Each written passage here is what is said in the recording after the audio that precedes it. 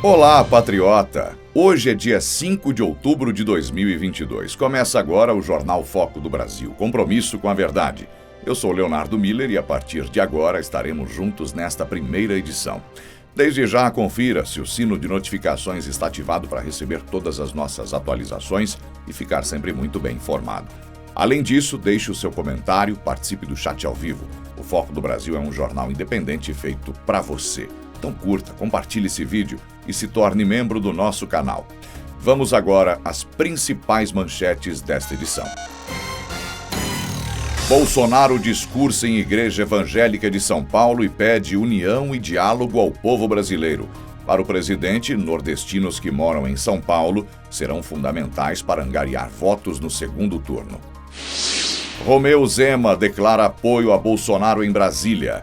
O governador reeleito de Minas Gerais pode ser importante cabo eleitoral para o presidente no estado. Lula diz que o PT é o partido preferido dos brasileiros. O petista deu declaração e disse que o segundo turno é uma nova chance para o povo votar corretamente. Guilherme Boulos diz não acreditar que Zema puxará votos para Bolsonaro em Minas. O deputado federal deu a declaração durante entrevista ao programa Roda Viva. Frota abandona o PSDB após apoio de Rodrigo Garcia a Bolsonaro. O deputado federal que não conseguiu se reeleger diz que a decisão do partido é totalmente incompatível com a sua visão de mundo.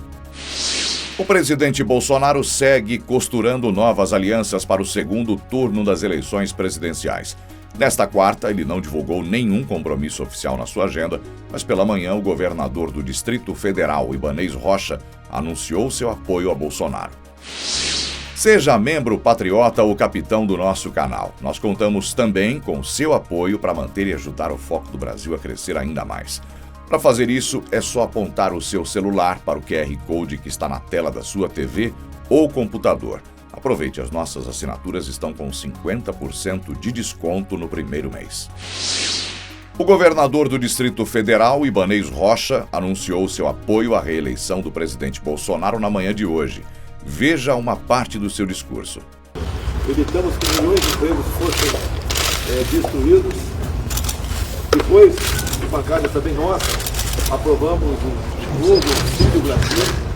Deixo claro que os números que nós temos, o Bolsa Família começava com R$42, caso conseguisse um emprego, perfil Bolsa Família. Passamos para, no mínimo, R$600. Esse valor, será mantido, como já acertado com a nossa equipe econômica, a partir do ano que vem. Deixo claro que aproximadamente 80% das pessoas que recebem o Auxílio Brasil são mulheres. Nós aqui no Brasil tem novas 4 senadoras. 2 são do PL e uma é de outro partido que eu fiz campanha para ela, ou seja, 3 mulheres de 4 senadoras estão na nossa base.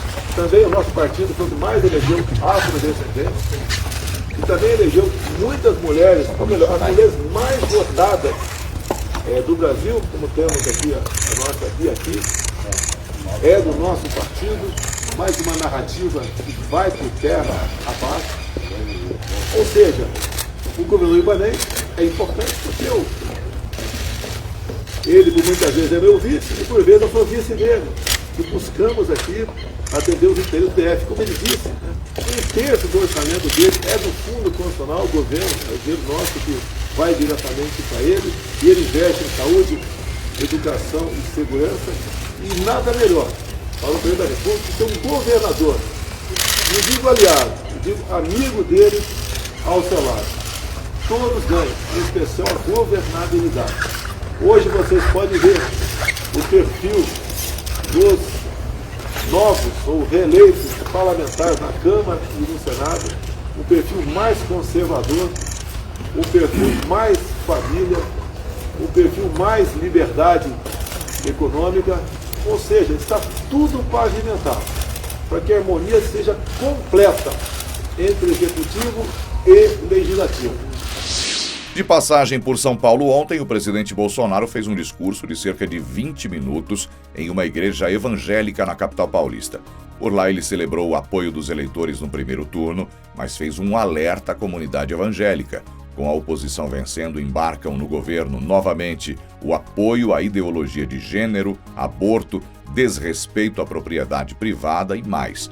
O presidente salientou ainda que São Paulo, como a cidade que mais abarca nordestinos no país, é um importante ponto de diálogo com a região que mais trouxe votos a Lula. É necessário estabelecer conversas por lá para que seja possível a vitória. Veja um trecho do discurso de Bolsonaro.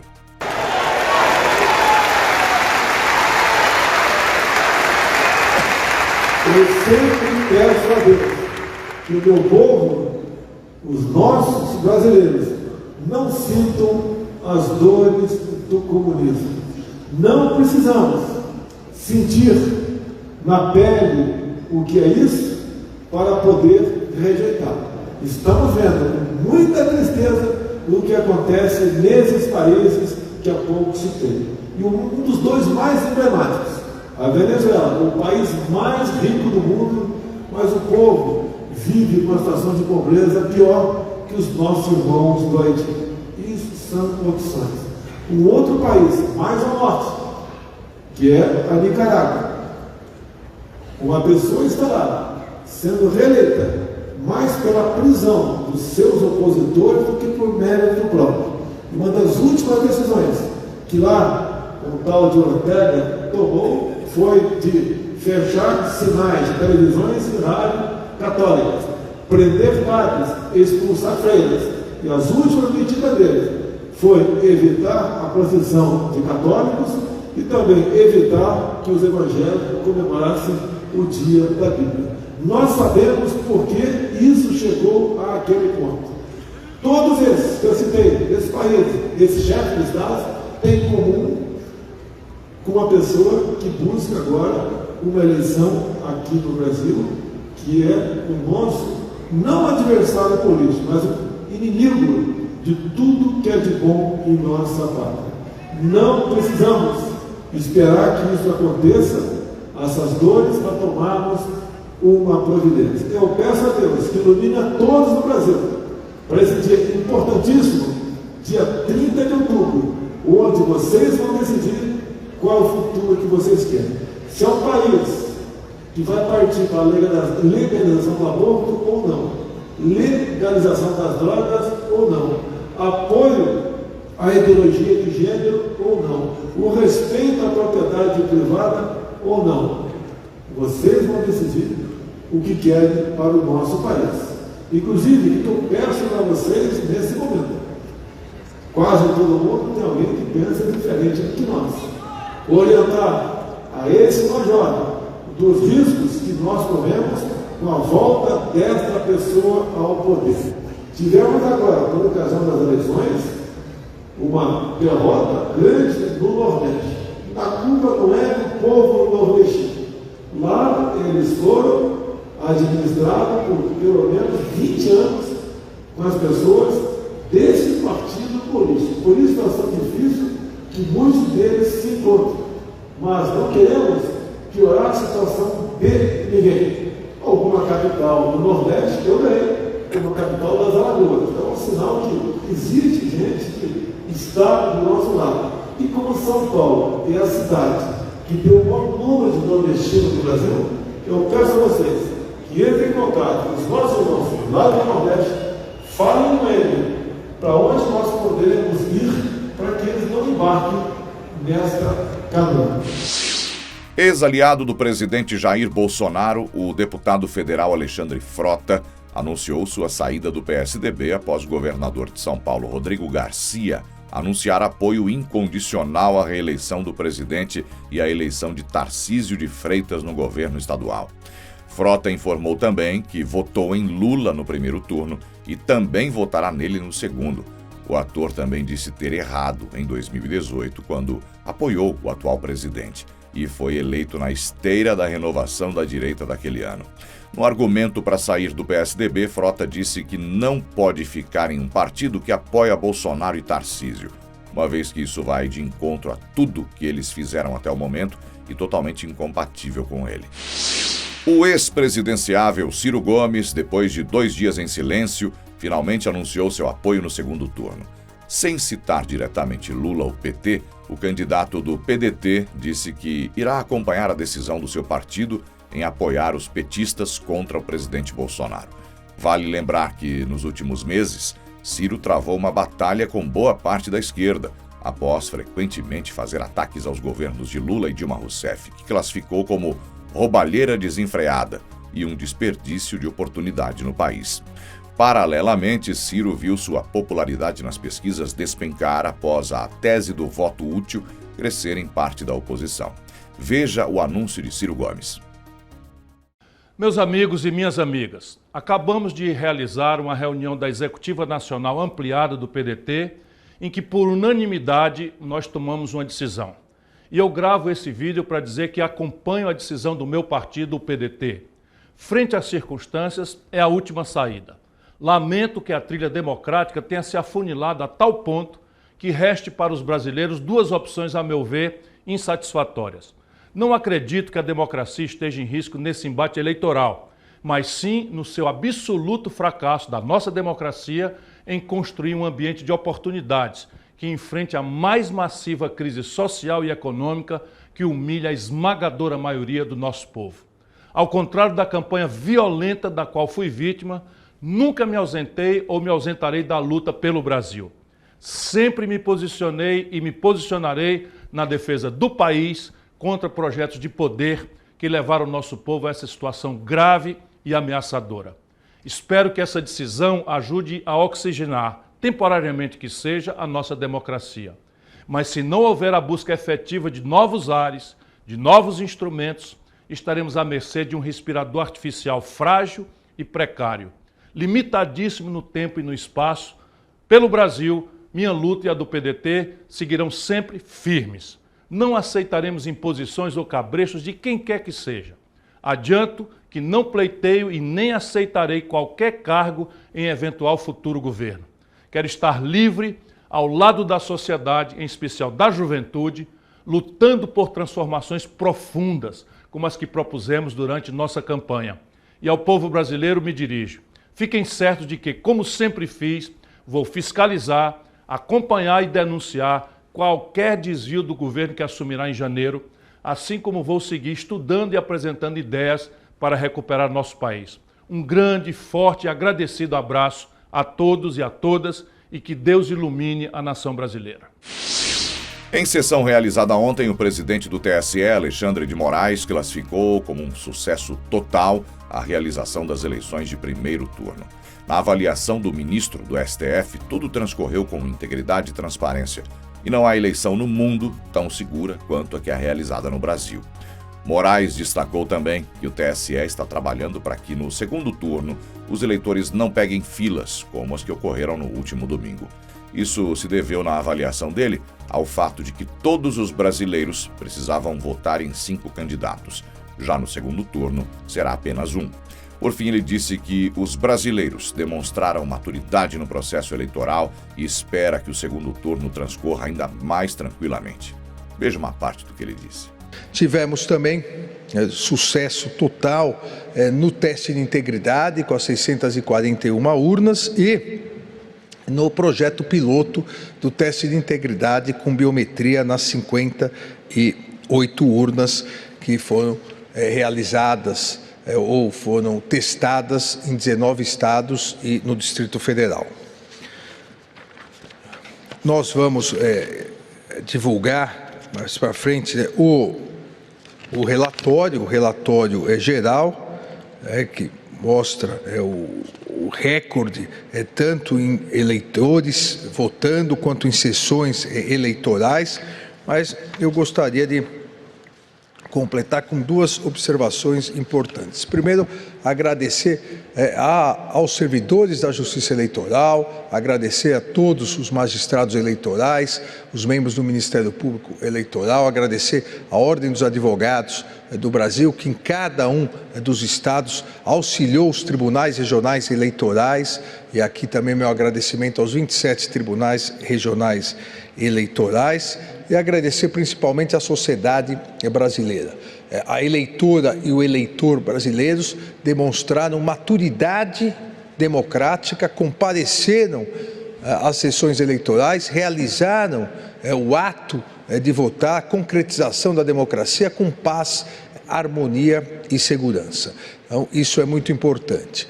E uma segunda observação importante, inclusive ontem atestada pela OEA, eu recebi no meu gabinete o relatório inicial da delegação da OEA, novamente reiterando a total segurança, transparência e auditabilidade das urnas eletrônicas. As nossas urnas eletrônicas mostraram novamente que não há no mundo uma eleição tão segura, tão confiável, tão auditável e com a apuração tão rápida quanto as eleições brasileiras. Por fim, eu aqui convido todos os eleitores e eleitoras a participarem novamente no dia 30 de outubro, no segundo turno, participarem novamente da grande festa da democracia, do grande exercício da democracia, exercício do voto.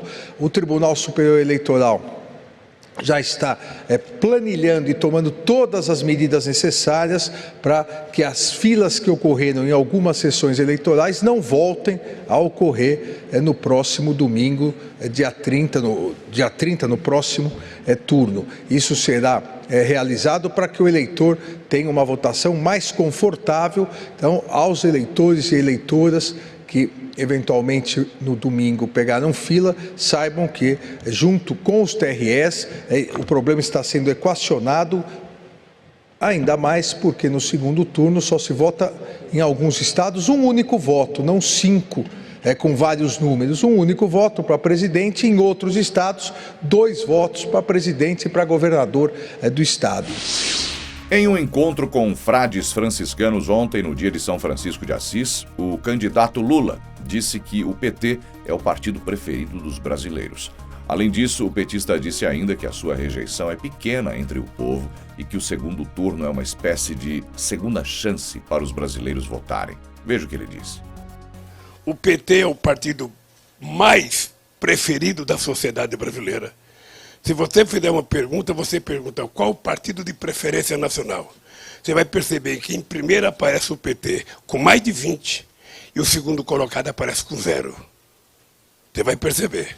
Quando você pega a rejeição, você percebe que nós somos o que temos mais voto e o que temos menos rejeição. Então nós estamos tranquilos.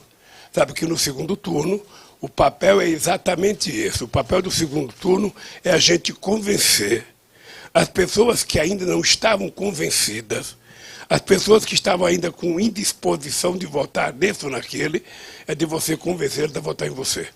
Por isso que eu gosto do segundo turno e gosto de eleições em 2 turnos, porque o povo tem uma segunda chance.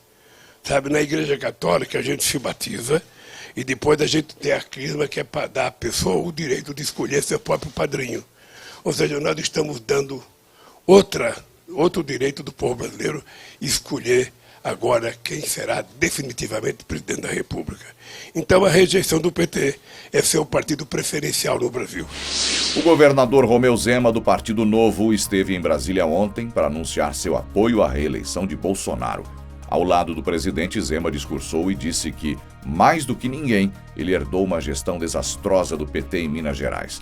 Para que isso não se repita, ele declarou apoio aberto a Bolsonaro. Veja um trecho da sua fala ao lado do presidente Bolsonaro.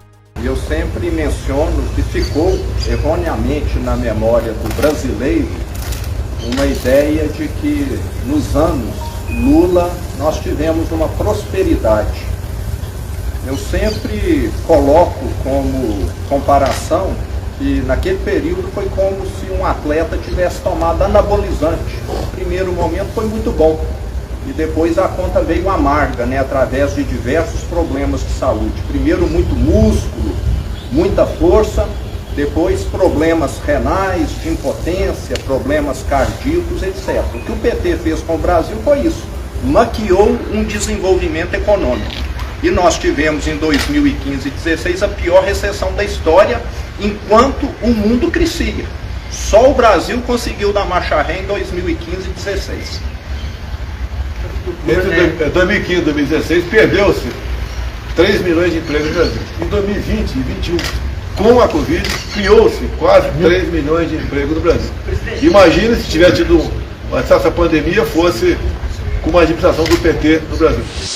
Convidado do Roda Viva nesta semana, o deputado federal Guilherme Boulos do PSOL disse não acreditar que o apoio de Romeu Zema em Minas Gerais converterá em votos para o presidente Bolsonaro. Questionado pela jornalista Vera Magalhães, de forma incisiva, o parlamentar descartou a possibilidade de eleitores do Novo, um partido de direita, migrarem para Bolsonaro no segundo turno. Na avaliação dele, isso só deveria acontecer se Zema tivesse ele mesmo em campanha. Veja o argumento de Boulos. Não tem espaço para o Bolsonaro crescer em Minas e o que fazer para isso não acontecer? Eu acho muito difícil que o Bolsonaro... Porque se o Bolsonaro fosse crescer em Minas, Vera, seria na esteira da votação do Zema. E lá Mas o Zema escondeu o Bolsonaro no primeiro turno. Pois e agora é. está liberado para... Hoje, inclusive, já disse que vai declarar apoio a ele. Mas que seja, mas assim, você tinha uma campanha. A estrutura de campanha do Zema e a estrutura de campanha de deputados, o processo eleitoral se dá assim, é o que dinamiza e faria capilarizar a campanha do Bolsonaro. O Zema não está mais em campanha, né? Os deputados, quem tinha que ganhar, ganhou, quem tinha que perder, perdeu. Esse jogo está decidido.